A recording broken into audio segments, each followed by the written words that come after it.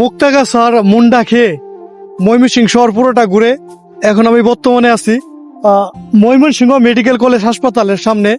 তো এই হাসপাতালের সামনে এখানে এসে একটা জিনিস আমি বুঝতে পারলাম, শিখতে পেলাম, মানুষ আসলে চলার পথে কতটা অসহায় হয়ে যা। এটা আসলে হাসপাতালে না আসলে, এখানে না ঢুকলে আমি বুঝতে পারতাম না। মানুষ যে আসলে আল্লাহ তাআলা সুস্থতা কত বড় একটা নিয়ামত, একমাত্র হাসপাতালে আসলে এই জিনিসটা বোঝা যায়।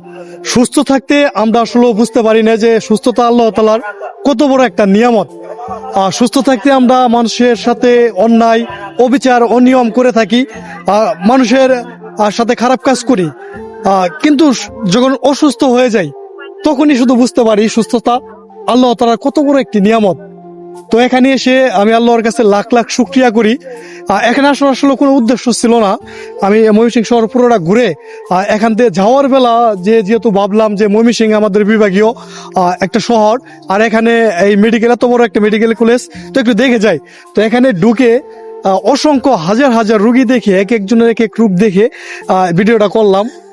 যাই হোক, তো আল্লাহর কাছে যারা সুস্থ আছি সবাই ফরিয়াদ করি যে আল্লাহ, আলহামদুলিল্লাহ, আল্লাহ আমাদের সুস্থ রাখার জন্য।